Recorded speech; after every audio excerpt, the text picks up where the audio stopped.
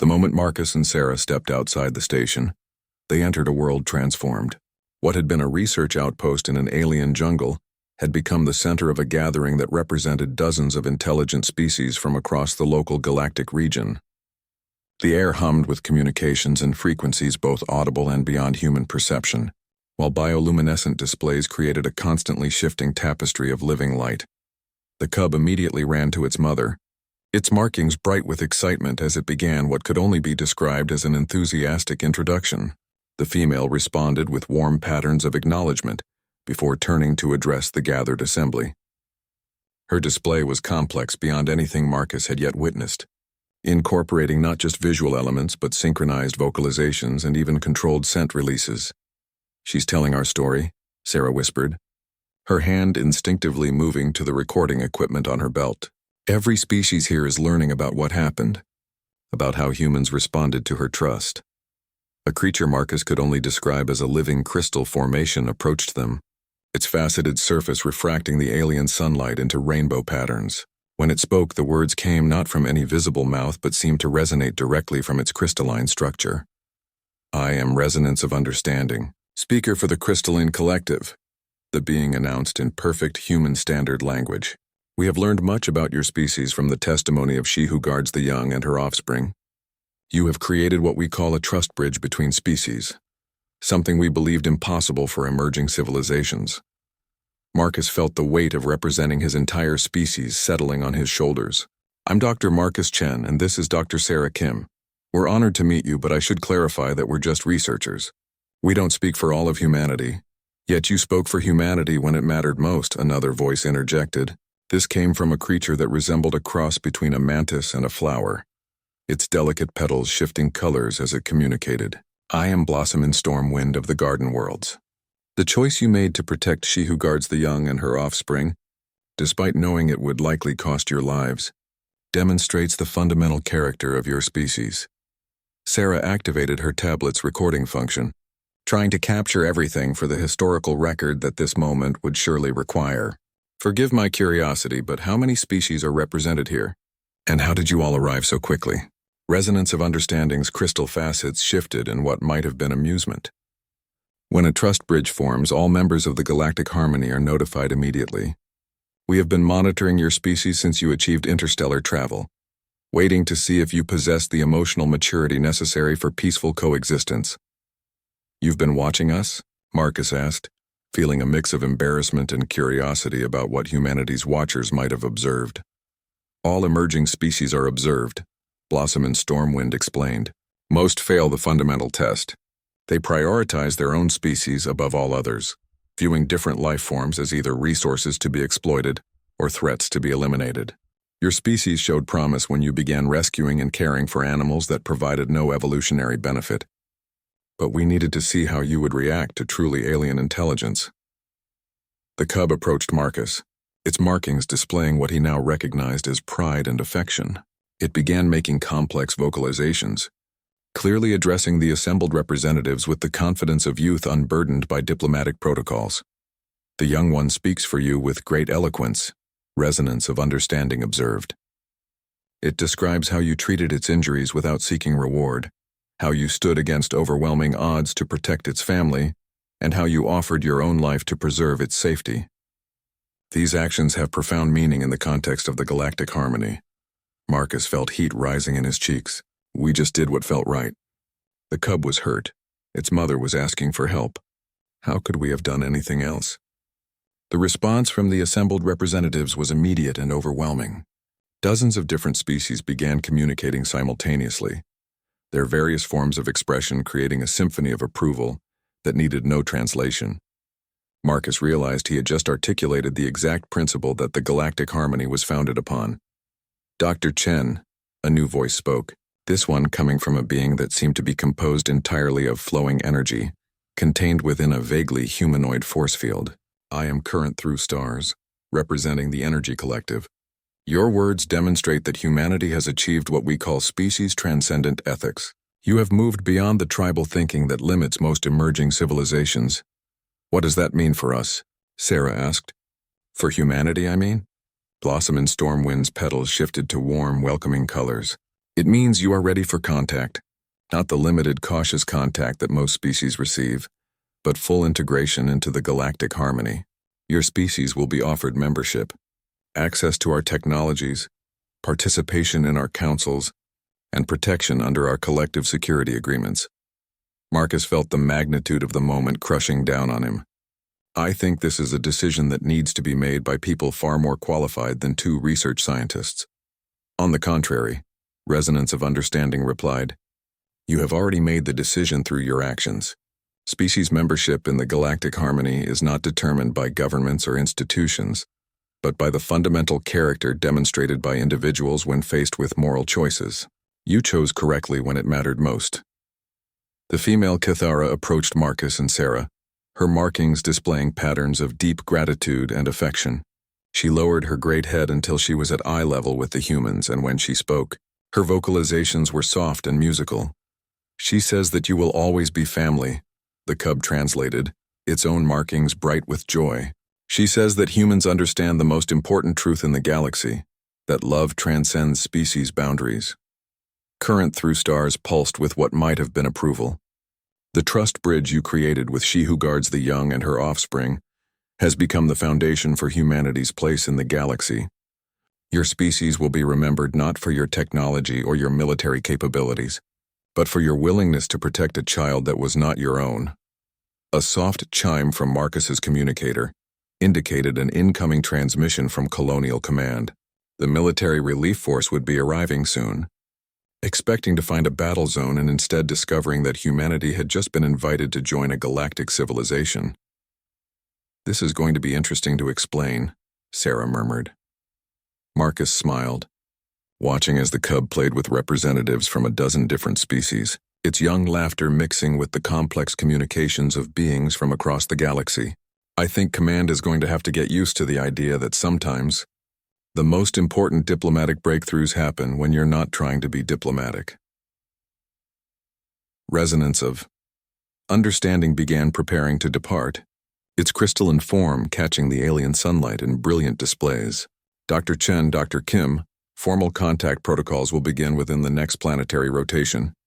Representatives from the Galactic Harmony will establish permanent embassy facilities, and educational exchanges will commence immediately. Your species has much to learn, but perhaps more importantly, much to teach. As the various representatives began departing, each offering their own forms of farewell and welcome, Marcus found himself alone with the Kithara family that had changed everything. The female approached him one final time, her markings displaying colors he had never seen before, patterns that seemed to convey concepts beyond human understanding. What is she saying? Marcus asked the cub. The young Kithara's markings flowed with warm golden patterns. She says, thank you for showing the galaxy that love is stronger than fear, and that family is bigger than species. She says humans understand the secret that makes civilizations last. When someone trusts you with their child, you become family forever. Marcus knelt beside the cub, placing his hand gently on its spotted head. Tell your mother that humans have a saying, it takes a village to raise a child. But sometimes it takes a child to raise a village into something better. As the alien sun set over Kepler 442b, painting the sky in colors that had no names in human languages, Marcus realized that they had witnessed something unprecedented in galactic history, not first contact between species, but first family between species. And in the end, that had made all the difference. The universe was vast and filled with wonders beyond human imagination.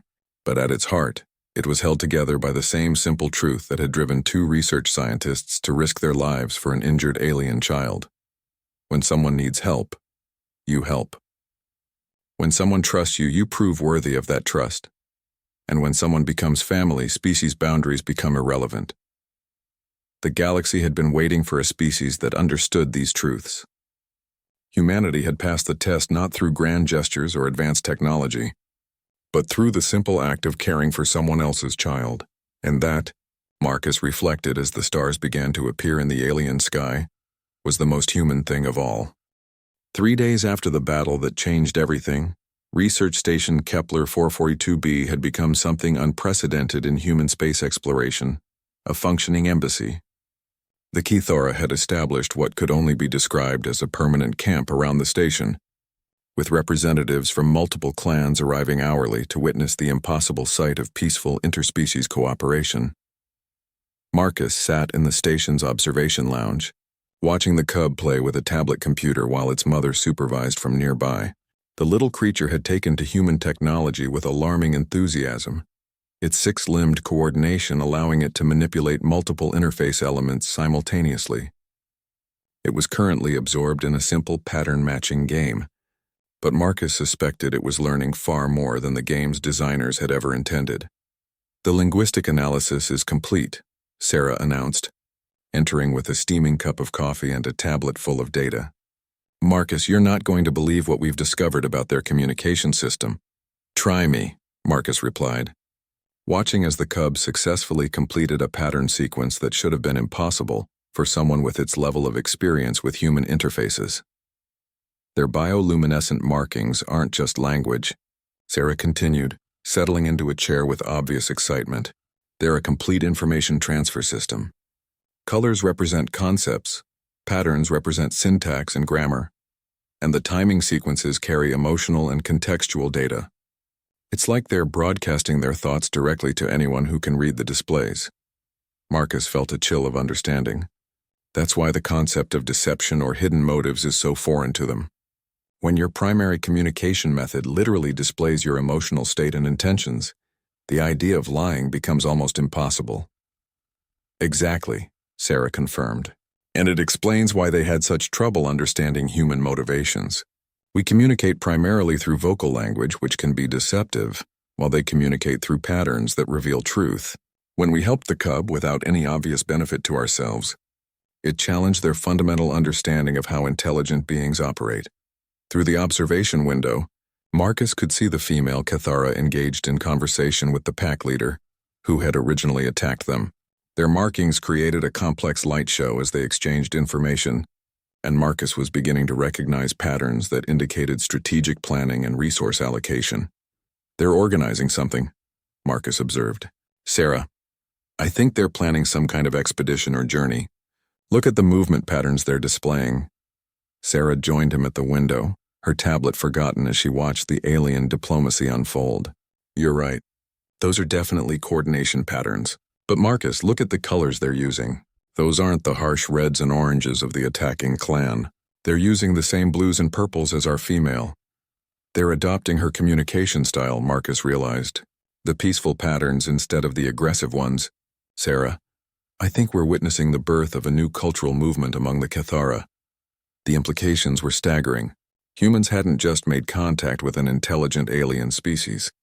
They'd accidentally sparked a philosophical revolution. The concept of voluntary cooperation across species lines was spreading through Cathara society like wildfire, challenging millennia of traditional thinking. A soft chime from the communication system interrupted their observations. "Research Station Kepler 442b, this is Colonial Command. Please respond immediately. We've received your emergency beacon transmission and are dispatching a full military relief force." Marcus and Sarah exchanged worried glances. "Colonial Command, this is Dr. Marcus Chen. The emergency situation has been resolved. I repeat, the situation is under control. Dr. Chen, our last communication indicated you were under attack by hostile alien forces. Please confirm your status and the status of Dr. Kim." "Both researchers are alive and unharmed," Marcus replied carefully. "However, the situation has developed in ways that require immediate diplomatic consultation rather than military intervention." There was a long pause before Command responded. "Dr. Chen, are you indicating that you've made contact with intelligent alien life?" Marcus looked through the window at the growing gathering of Cathara clans, at the cub playing with human technology while its mother stood guard, at the former enemies now engaged in peaceful communication. "Colonial Command, I'm indicating that we've made family." The response was predictably bureaucratic. "Dr. Chen, you are ordered to maintain minimal contact with alien forces until the arrival of appropriate diplomatic and military personnel. Estimated arrival time is 18 hours. "Understood, Command," Marcus replied, but he was already planning how to explain that minimal contact might not be possible when you were living in the middle of an alien cultural revolution. The cub looked up from its game. its markings shifting to patterns Marcus now recognized as curiosity and concern. It had been listening to the conversation, and while it couldn't understand human vocal language, it was clearly picking up on the emotional undertones. "It's worried about us," Sarah observed. "Look at those comfort patterns. It's trying to reassure us." Marcus knelt beside the small creature, placing his hand gently on its spotted flank. "Don't worry, little one. Humans are good at making complicated situations even more complicated, but we usually figure things out eventually." The cub's response was immediate and heartwarming. Its markings shifted to warm golden patterns that clearly conveyed affection and trust, and it pressed against Marcus's side with obvious contentment. The simple gesture carried profound implications. This wasn't just interspecies cooperation anymore. It was genuine emotional bonding.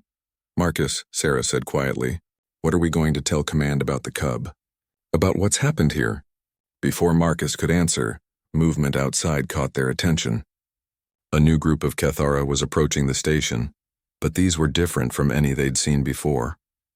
Larger, older, with markings that seemed to contain additional layers of complexity, and they were accompanied by creatures Marcus didn't recognize at all. "New species," Sarah breathed, her scientific training overriding her amazement. "Marcus, those aren't Cathara. Look at the body structure, the limb configuration. We're looking at representatives from multiple intelligent species." The implications hit Marcus like a physical blow. "Sarah, we haven't just made contact with one alien species. We've stumbled into some kind of interspecies council or alliance. The Cathara are part of a larger galactic community."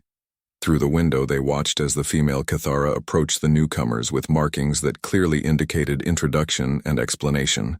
The conversation that followed involved not just visual displays but complex vocalizations from the non-Cathara species, creating a symphony of alien communication.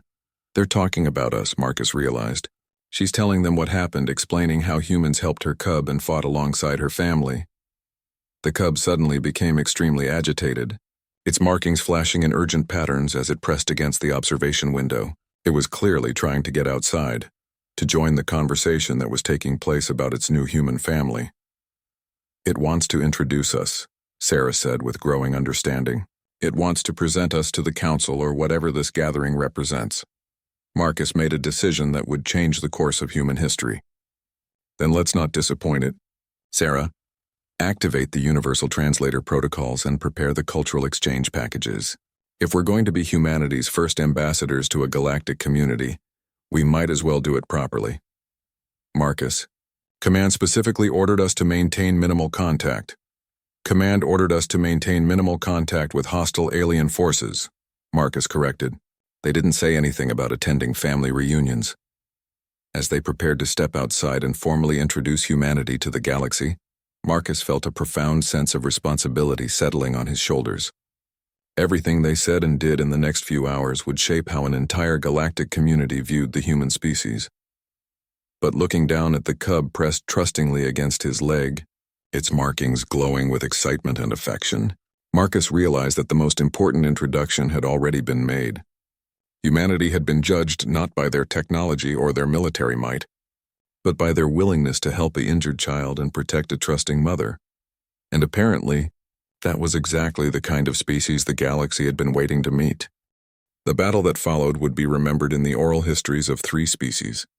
The humans, with their improvised weapons and stubborn refusal to abandon those who trusted them. The Cathara female, fighting with the desperate strength of a mother protecting her young. And the cub, barely healed from its injuries but standing firm beside its new family.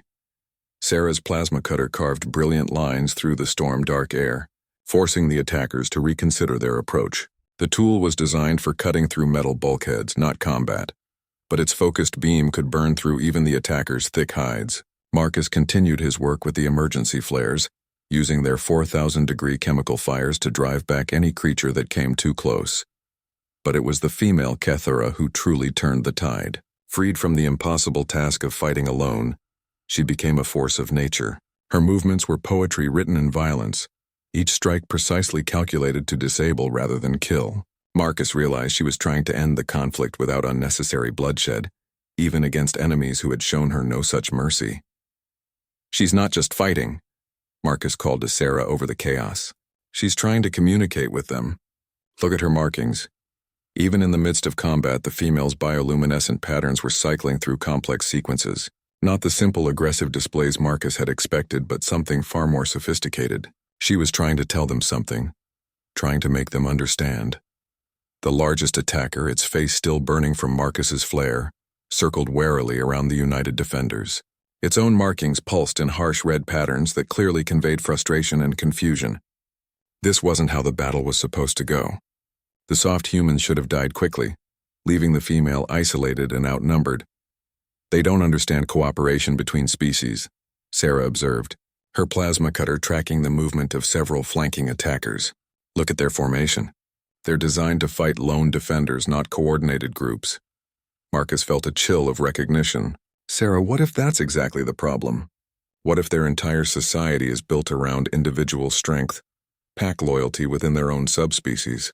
They literally can't comprehend cooperation across species lines.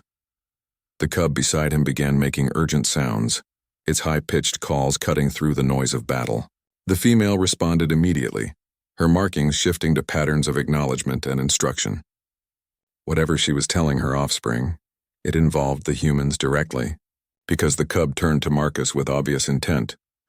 "It wants me to do something," Marcus said, kneeling beside the small creature despite the danger. But what? The cub's markings shifted to the same complex patterns its mother was displaying toward the attackers. But when directed at Marcus, the meaning became clearer.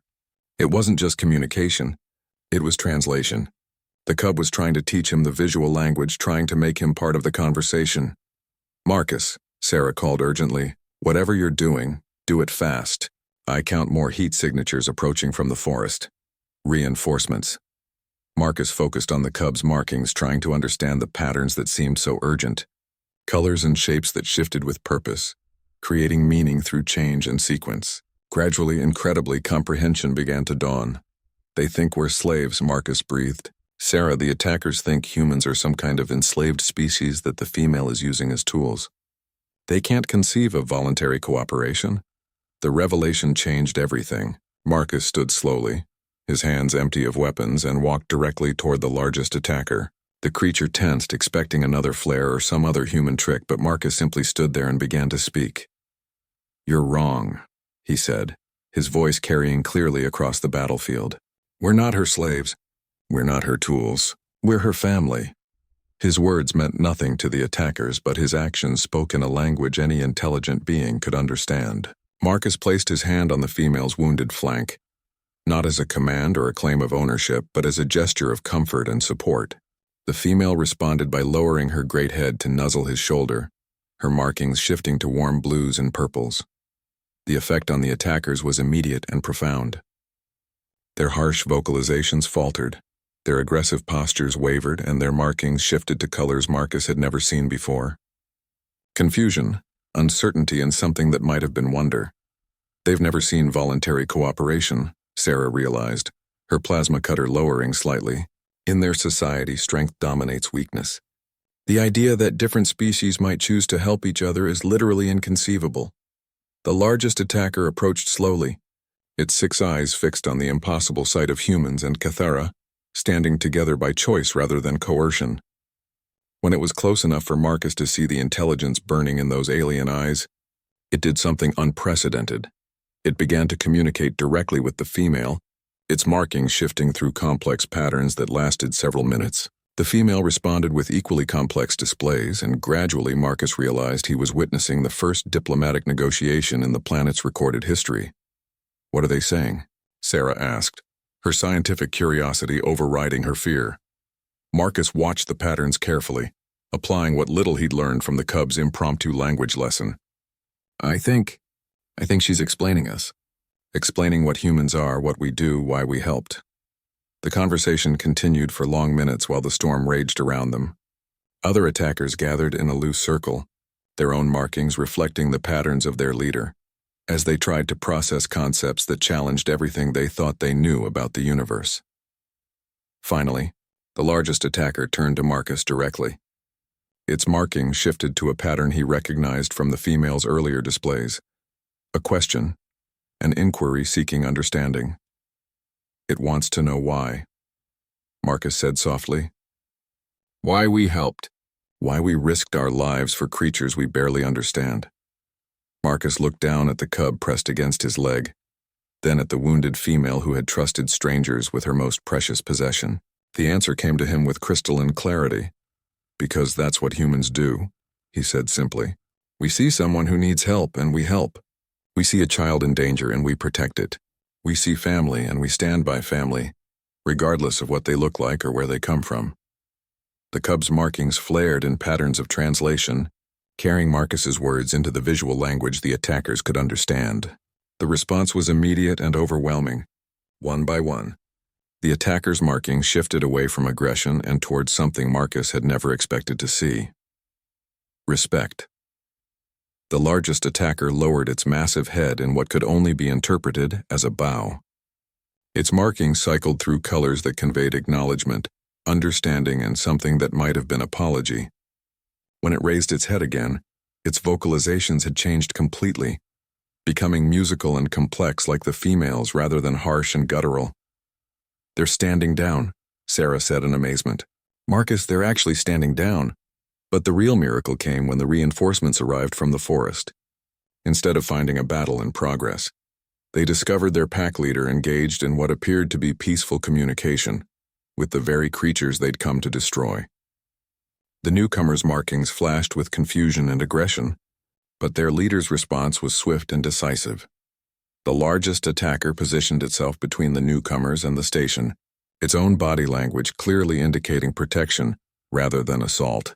Whatever had been communicated during the negotiation, it had fundamentally changed the creature's understanding of humans and their place in the world. Sarah, Marcus said quietly, I think we just witnessed something extraordinary. We didn't just save a cub. We didn't just survive an attack. We changed how an entire species thinks about interspecies cooperation. The female Cathara moved to stand beside the former attacker, her markings now displaying patterns of harmony and alliance. The cub ran between them both, its young voice adding to the complex conversation in ways Marcus was beginning to understand, meant introduction and explanation. They're not enemies anymore, Sarah breathed. Somehow we've turned enemies into allies. Marcus nodded, watching as more of the attackers approached the station with markings that clearly indicated curiosity rather than hostility. The question is, what do we do now? How do we explain to Command that we've accidentally become the first human ambassadors to an intelligent alien species? The answer came from an unexpected source. The cub approached Marcus with its markings displaying patterns he was learning to recognize as excitement and determination. It began a complex series of vocalizations, clearly trying to communicate something important. I think, Marcus said slowly, it's trying to tell us that the real work is just beginning. The airlock cycled open to reveal a scene that belonged more in a prehistoric nightmare than on a scientific research mission. The female Cathara stood her ground against impossible odds, her powerful form dwarfed by the circle of attackers that had surrounded the station. Marcus counted 23 distinct shapes moving through the storm, each one larger and more aggressive than their protector. These weren't the same creatures Marcus had been studying. Where the female's spots were elegant and symmetrical, these attackers bore chaotic markings that seemed to writhe across their hides like living things. Their bioluminescent patterns pulsed in harsh reds and oranges, creating a hellish light show in the alien storm. And their vocalizations were different too, harsh and guttural compared to the musical tones the female used. Different subspecies, Sarah breathed through the comm system, her voice tight with scientific fascination despite the mortal danger. Look at the skull structure, the limb proportions. They're related but evolved differently. The female had positioned herself directly between the largest attacker and the station entrance. Her own markings blazed with defiant blues and purples, and her stance radiated protective fury. But she was bleeding from several wounds, and her movements were becoming labored. She couldn't hold out much longer. The cub in Marcus's arms began calling urgently, its high-pitched whistles carrying clearly across the battlefield. The response was immediate and heartbreaking. The female's head turned toward them, and her markings shifted to patterns of desperate warning, clearly telling them to stay back, to stay safe. But the attackers had noticed the cub as well. Their formation shifted, several of the largest creatures moving to flank the station while others pressed their assault on the female. Their intent was clear: eliminate the defender, capture or kill the cub, and destroy any witnesses. They're not just different subspecies, Marcus realized with growing horror. They're enemies. This is genocide. The largest attacker, a massive creature with scars covering its battle-worn hide, lunged at the female with claws extended. She met the charge with desperate courage, her crystalline claws sparking as they clashed with the attacker's natural weapons. But the effort cost her. 2 more attackers took advantage of her distraction to rake their claws across her flanks. Marcus felt something snap inside him. This magnificent creature had trusted humans with the most precious thing in her world, had stood guard over them for hours, had chosen to defend them against overwhelming odds. She was dying to protect strangers, and she was dying alone. "Sarah," Marcus said quietly, his voice carrying absolute conviction, "activate the emergency beacon. Full power, all frequencies. If we don't make it out of this, command needs to know what really happened to the research stations." "Marcus, what are you planning?" Sarah's voice carried the tone of someone who already knew the answer and dreaded it. "I'm planning to be human," Marcus replied, and stepped out into the storm. The cub in his arms seemed to understand his intent. Its markings shifted to urgent warning patterns, clearly trying to tell him that humans were too small, too weak, too fragile to survive in this battle. But Marcus kept walking, straight toward the circle of death that surrounded their protector. "Hey!" Marcus shouted, his voice barely audible over the storm but carrying enough force to make several attackers pause. "Hey, you oversized bullies. You want the cub? Come and take it!" The largest attacker turned toward Marcus, its 6 eyes focusing on him with predatory interest. Its markings shifted to what Marcus was beginning to recognize as amusement, as if the sight of a tiny human challenging creatures that could tear him apart was genuinely funny. But the female's reaction was pure horror. Her markings flared to brilliant white patterns that clearly meant desperate negation, and she tried to place herself between Marcus and the approaching attackers. The effort left her exposed to the creatures behind her, and fresh wounds opened across her hide. "You want to know what humans are?" Marcus called out, walking steadily forward despite every survival instinct screaming at him to run. "We're the species that adopts wounded animals. We're the ones who feed orphaned babies with bottles every 2 hours. We're the idiots who see a creature in need and decide that's our problem now." The attackers were confused by his behavior, uncertain how to respond to prey that approached them voluntarily. They'd evolved to hunt creatures that fled or fought, not ones that walked calmly into their midst while making incomprehensible sounds. Marcus reached the female's side and gently set the cub down beside her. The little creature immediately pressed against its mother's wounded flank, its markings shifting to patterns of comfort and determination. The family reunion lasted only seconds before the attackers recovered from their surprise and resumed their assault. But something had changed. Marcus positioned himself between the largest attacker and the injured family, his empty hands raised in a gesture that was purely human and purely futile. He had no weapons, no claws, no natural armor. He was a soft, slow primate who had wandered into a battle between apex predators. "Sarah," Marcus called over the comm, "remember those emergency flares in the equipment locker? The ones that burn at 4,000 degrees?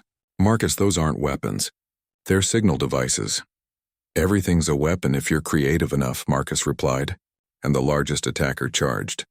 Time seemed to slow as 300 pounds of alien predator launched itself at Marcus, with claws extended and jaws agape. He could see every detail of the creature's attack, could count the individual teeth in its massive maw, could smell the alien musk of its hide. He was going to die, and he was going to die badly. The female Kethara moved like liquid lightning. Despite her wounds, despite her exhaustion, despite facing impossible odds, she intercepted the attacker in mid-leap. Her powerful form slammed into the larger creature with enough force to send them both tumbling across the rain-soaked ground. But the effort left her completely vulnerable to the other attackers who closed in for the kill. Marcus didn't think. He couldn't think. He simply reacted with the same protective instinct that had driven the female to defend strangers. The emergency flare ignited in his hands, blazing with the fury of a small star, and he drove it directly into the nearest attacker's face. The creature's shriek of pain and rage echoed across the battlefield as it reeled backward, its bioluminescent markings flickering and dying where the chemical fire had touched them. The other attackers paused, suddenly uncertain. This tiny, fragile human had just seriously injured one of their number. "That's right," Marcus snarled, pulling another flare from his belt. We might be small, but we're mean when we're angry. And lady, you just made us very, very angry. The tide of battle shifted. The female, given precious seconds to recover, rose to her feet with renewed strength. The cub, despite its recent injuries, positioned itself beside Marcus with its own claws extended. And from the station behind them came the sound of the airlock cycling as Sarah emerged with the entire emergency arsenal in her arms. "Marcus," Sarah called, her voice steady despite the chaos. "I figured out what humans do when someone trusts us with their child." She raised the plasma cutter, its beam crackling with lethal energy. "We make sure nobody ever threatens that child again."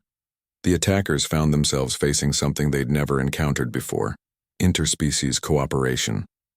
Human intelligence and technology combined with Kithara's strength and instinct, all united by the simple principle that some things were worth protecting regardless of species boundaries. The largest attacker, blood streaming from its wounded face, gathered itself for another charge. But this time it wasn't facing isolated prey. It was facing a family that had just adopted two humans and two humans who had just been adopted by a family. And as any predator throughout the galaxy could attest, nothing was more dangerous than humans protecting their adopted children. The medical bay's sterile lights hummed overhead as Marcus worked frantically to save a life that shouldn't have been his responsibility. The cub lay unconscious on the examination table, its alien anatomy challenging every assumption his medical training had given him. Sarah monitored the external cameras, providing a constant stream of updates about their unexpected guardian. "She hasn't moved in 2 hours," Sarah reported, her voice tight with tension. "Just sitting there in the rain, watching every approach to the station." "Marcus, I've counted at least 6 other Kithara that tried to approach during the storm. She drove them all away." Marcus barely heard her, completely absorbed in his work. The cub's physiology was a fascinating puzzle that was slowly yielding its secrets. 6-chambered heart, redundant organ systems, and a nervous structure that was far more complex than anything Earth had produced. But the fundamentals were similar enough that his equipment could provide life support. "The venom is breaking down," Marcus announced, watching the readouts with growing excitement. "Whatever bit him, the toxin has a limited lifespan in the bloodstream. The anti-inflammatory compounds are working, and the internal bleeding has stopped." He'd been forced to improvise, combining human medical techniques with educated guesses about alien biology. The universal medical nanites were designed to be adaptive, but they'd never been tested on non-terrestrial life forms. Watching them successfully integrate with the cub's cellular structure was like witnessing a miracle. "Brain activity is improving," Sarah observed, monitoring the neural scanner displays. "Whatever consciousness patterns these creatures have, they're becoming more organized." The cub's eyes began to flutter open, all 6 of them focusing independently before gradually converging on Marcus's face. The intelligence behind those eyes was unmistakable, and Marcus felt a chill of recognition. This wasn't just an animal he was treating. It was a child, young and vulnerable but already possessed of a keen mind. "Hello there," Marcus said softly, using the same tone he'd use with a frightened human child. "You're safe now. Your mother is right outside waiting for you." The cub's bioluminescent markings began to pulse in weak but steady patterns. Marcus had been studying the visual language for weeks, but seeing it up close revealed layers of complexity he'd never imagined. Colors shifted within colors, patterns emerged and dissolved and reformed, creating what could only be described as living art. "Sarah," Marcus called excitedly, "are you recording this?" "The pattern complexity is incredible. Each spot can change independently, and the timing sequences are too precise to be random. This is definitely language, but it's like nothing humans have ever developed." "I'm getting it all," Sarah confirmed. "But Marcus, we have a problem. I'm detecting movement from multiple directions. Large groups, coordinated approach patterns. I think the rest of the pack is coming." Marcus felt his blood turn to ice. "How many?" "At least 20, Sarah replied grimly. "Maybe more. They're using the storm as cover, but thermal imaging is picking up heat signatures throughout the forest. And Marcus, they're not approaching like hunters. They're moving like an army." The cub on the table seemed to sense the change in atmosphere. Its markings shifted to urgent yellow patterns, and it began making soft clicking sounds that grew more insistent. Marcus realized it was trying to communicate, trying to warn them about something. "The female outside," Marcus said suddenly. "Check her behavior." Is she responding to the approaching groups? Sarah's voice carried new tension. She's agitated. Her markings are cycling through red patterns, and she's moved to a more defensive position. But Marcus, she's not running. She's staying between the approaching groups and the station. She's protecting us, Marcus breathed. Even against her own kind. The implications were staggering. The female wasn't just trusting humans with her cub. She was actively choosing to defend them against what appeared to be a coordinated attack from other Cathara. The level of strategic thinking required for such a decision suggested intelligence that might rival human capacity. The cub's condition was stabilizing rapidly. Alien physiology apparently included remarkable healing capabilities, and the combination of Marcus's treatment and the creature's natural resilience was producing almost miraculous results. Within minutes, the small being was attempting to sit up, its 6 eyes bright and alert. Easy there, Marcus said, gently restraining the cub. You're healing fast, but you need to take it slow. The cub looked at him with what Marcus could only interpret as gratitude. Its markings shifted to soft blue patterns that somehow conveyed warmth and recognition. Then it began making a series of complex sounds, clicks and whistles and tones that seemed directed specifically at Marcus. It's trying to talk to me, Marcus realized. Sarah, are you getting this on the linguistic analyzers? The computer is having trouble with the complexity, Sarah replied, but her attention was clearly focused on the external threat. Marcus, they're at the perimeter. 23 distinct heat signatures, all Cathara, all larger than our female, and they're not testing our defenses. They're preparing for a coordinated assault. Through the medical base speakers, they could hear sounds from outside. Roars and calls unlike anything the native wildlife typically produced. Complex vocalizations that carried across the storm with obvious intent. The cub on the examination table responded immediately, its own calls becoming urgent and insistent. It's calling to its mother, Marcus said, but there's something else. Sarah, play back the audio from the approaching groups. Compare it to the cub's vocalizations. The computer's analysis was swift and troubling. Linguistic patterns don't match, Sarah reported. The approaching groups are using different vocal structures, different rhythm patterns. Marcus, I don't think they're the same subspecies. Or the same tribe, Marcus added grimly.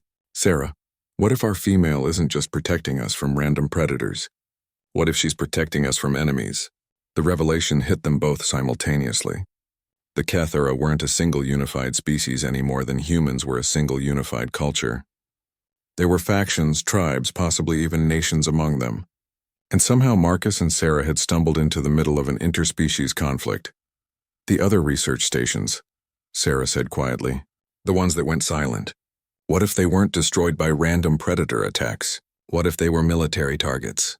The sounds outside were growing louder and more organized. Through the external cameras, they could see the female taking a defensive stance directly in front of the station's main entrance. Her markings had shifted to aggressive red patterns, and her powerful form radiated challenge and determination. She knows we're non-combatants, Marcus said with sudden understanding. She knows humans aren't part of their conflict, but she also knows that won't matter to the attacking force. They'll kill us just to eliminate any witnesses or potential allies. The cub struggled to its feet on the examination table, its young body moving with surprising coordination despite its recent trauma. Its markings were cycling rapidly through patterns Marcus was beginning to recognize as distress calls. But there was something else mixed in. Determination, perhaps, or resolve. It wants to help, Marcus realized. It wants to help its mother defend us. An injured child shouldn't be going into battle, Sarah protested. But even as she spoke, they could hear the first sounds of combat from outside. Roars and clashing sounds that suggested the attacking force had reached the lone female. Marcus made a decision that went against every safety protocol he'd ever learned. We're going out there. Marcus, that's suicide, Sarah said flatly. We're not warriors. We're scientists. We're humans, Marcus corrected, lifting the cub gently in his arms. And sometimes that has to be enough. The cub looked up at him with those 6 intelligent eyes, and its markings shifted to a pattern Marcus had never seen before. Deep purple shot through with gold, pulsing in rhythms that seemed to match his own heartbeat. Whatever it meant in their visual language, it felt like trust, hope, and something that might have been love. Come on, Marcus said to Sarah as he headed for the exit. Let's go show the galaxy what humans do when someone trusts us with their child. The alien rain hit Marcus like ice needles, each drop carrying an electric charge that made his skin tingle through his environmental suit. The storm's fury was unlike anything Earth's weather systems could produce. With winds that seemed to twist in impossible directions and lightning that crackled in colors human eyes weren't meant to see. Through his helmet's enhanced vision system, Marcus could see the female Cathara watching his approach with those 6 unblinking eyes. Each eye tracked him independently, creating a sensation of being observed by multiple intelligences simultaneously. Her bioluminescent markings continued their urgent yellow pulsing, and now he was close enough to see the intricate patterns within patterns, like a living language written in light. The injured cub lay motionless between her massive paws. It was smaller than Marcus had expected, roughly the size of a house cat but with the same 6-limbed structure as its parent. Its spotted coat was matted with blood and some kind of blue fluid Marcus didn't recognize. One of its 6 eyes was swollen shut and shallow breathing was the only sign it still lived. 20 meters away, Marcus stopped. The female could cover that distance in less than 2 seconds if she chose to attack. Her powerful haunches were coiled with barely restrained energy, and her crystalline claws extended and retracted nervously, leaving deep gouges in the rain-soaked earth. "Easy," Marcus said softly, knowing she couldn't understand his words but hoping his tone might convey peaceful intent. "I'm here to help." The Cathara female tilted her massive head, and Marcus swore he saw recognition flicker across her features. She took a careful step backward, giving him space to approach the cub while positioning herself where she could strike if he proved threatening. Marcus knelt beside the small creature, his medical scanner already analyzing its condition. The readings were confusing at first, alien physiology rendering most of his equipment nearly useless, but gradually patterns emerged that he could understand. Internal bleeding, possible cranial trauma, and what looked like poisoning from some kind of toxin.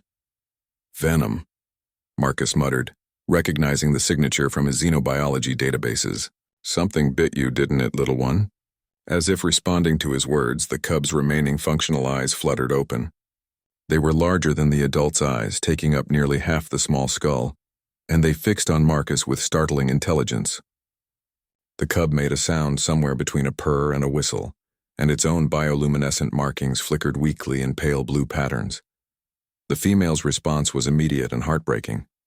Her markings flared brighter, matching the cub's weak patterns, and she lowered her great head to nuzzle the injured youngster. The exchange was clearly communication, though Marcus could only guess at its meaning. "I'm going to try to help," Marcus said, looking up at the female. "But I need to take him back to my station. I have equipment there, medicine that might work." The female's 6 eyes focused on him with laser intensity. Her markings shifted through several rapid color changes, settling on a deep red pattern that made Marcus's skin crawl. Every instinct screamed that red meant danger, that he was about to die in this alien storm with his good intentions shredded by crystalline claws. Instead, the female did something impossible. She stepped back further and lowered herself to the ground in what could only be described as a submissive posture. Her great head touched the earth and her markings shifted to a soft purple that somehow conveyed trust and desperate hope. Marcus felt tears mixing with the rain on his face. "You understand, don't you? You know I want to help." Moving slowly, Marcus activated his emergency medical kit's stasis field generator. It was designed for human physiology, but the basic life support functions might work on alien biology. He carefully lifted the cub, surprised by how light it felt despite its apparent density. The little creature's body was warm, almost feverishly so, and its rapid heartbeat thrummed against his gloved hands. The female watched every movement, her markings now cycling through what Marcus was beginning to recognize as anxiety patterns. When he began walking back toward the station, she rose and followed at a respectful distance, her massive form moving with surprising grace through the storm. "Sarah's going to kill me," Marcus muttered into his comm unit, "assuming our new friend doesn't do it first." The trip back to the station took forever. Marcus moved carefully, trying not to jostle the injured cub while keeping one eye on the following predator. The female maintained her distance but never lost sight of them, and Marcus found himself oddly comforted by her presence. If other dangers lurked in the storm, she would sense them long before his human senses could. At the station's outer perimeter, Marcus paused. The defensive systems were automated, designed to repel exactly the kind of creature that was following him. "Sarah," he called over the comm, I need you to manually override the perimeter defenses. All of them. Marcus, are you insane? Sarah's voice crackled through the static. Those systems are the only thing keeping us alive out here. Trust me, Marcus replied, watching the female Cathara study the invisible barrier fields with obvious intelligence. We're about to make history. The defensive field shimmered and died. The female stepped forward cautiously, testing the air with rapid sniffs that revealed nasal passages far more complex than any earth mammal. Satisfied that the invisible barriers were truly gone, she padded forward until she stood directly beneath the station's main lights. For the first time, Marcus got a clear look at her. She was magnificent and terrifying in equal measure. Her spotted coat wasn't just camouflage but seemed to contain actual depth, as if each spot was a window into some infinite space. Scars crisscrossed her hide, telling stories of battles with creatures Marcus couldn't imagine, and her eyes, all 6 of them, held an intelligence that was undeniably alien yet somehow familiar. Sarah, Marcus called as he reached the airlock. I'm coming in with a patient, and we have a visitor. A visitor? Sarah's voice climbed several octaves. Marcus, please tell me you didn't invite a 300-pound alien predator to tea. Marcus looked back at the female, who had settled onto her haunches about 10 meters from the station entrance. Her markings had shifted to a patient blue pattern, and she showed no inclination to approach closer. She was waiting, trusting him to help her cub and trusting him to return the youngster safely. Something like that, Marcus admitted. Sarah, I think we've been completely wrong about the Cathara. They're not just intelligent, they're capable of interspecies cooperation. This female is trusting us with the most precious thing in her world. As if to emphasize his words, the cub in his arms stirred weakly, its small voice producing a sound that was unmistakably a call. The female's response was immediate, a complex series of clicks and whistles that seemed to comfort the injured youngster. They're talking, Marcus breathed. Sarah, they have language. Real complex language. The airlock cycled and Marcus stepped into the decontamination chamber with his precious cargo. Through the external cameras, he could see the female settling in for a long wait, her body positioned so she could watch all approaches to the station while keeping the entrance in clear view. She's protecting us, Marcus realized. While her cub is inside, she's standing guard. The implications hit him like a physical blow. This wasn't just first contact with an intelligent species. This was first contact with a species that could understand trust, cooperation, and mutual benefit. The female wasn't just asking for help. She was offering alliance. Marcus, Sarah's voice was tight with barely controlled panic. The medical bay is ready, but I have to ask, what happens if we can't save it? What happens if that creature out there decides we've failed? Marcus looked down at the small injured being in his arms. The cub's markings were growing fainter, its breathing more labored. Time was running out. Then I guess we'll learn whether humans and Cathara can grieve together, he said, and rushed toward the medical bay. The rain hammered against the viewport of Research Station Kepler 442b like angry fists. Dr. Marcus Chen pressed his face to the reinforced glass, watching the alien jungle writhe in the storm. 3 months on this planet, and he still couldn't get used to the purple lightning that split the crimson sky. Another sleepless night, Marcus. Dr. Sarah Kim's voice cut through the sound of rain.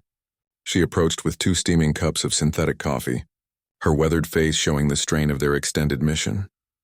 Can't shake the feeling we're being watched, Marcus replied, accepting the cup gratefully. The hot liquid burned his throat, but it was better than the cold fear that had been gnawing at him for weeks. Their research station sat in the heart of what the colonial surveys had dubbed the Crimson Expanse, a vast jungle teeming with predators unlike anything Earth had ever produced. The mission was simple in theory: catalog the local fauna, assess threats to future colonization, and establish basic communication protocols with any intelligent species they encountered. What they'd found, instead, was a planet where humanity clearly didn't belong. The native predators were beyond anything in Earth's evolutionary history. 6-limbed creatures with crystalline claws that could slice through their reinforced habitat walls, serpentine hunters that moved through the canopy with liquid grace, striking faster than human reflexes could track. And at the apex of this deadly ecosystem were the Cathara. The colonists had called them leopards because of their spotted coats, but the resemblance ended there. Standing 4 feet at the shoulder, weighing close to 300 pounds, the Cathara possessed intelligence that bordered on the supernatural. Their elongated skulls housed brains larger than most human heads, and their 6 eyes could track prey across multiple visual spectrums simultaneously.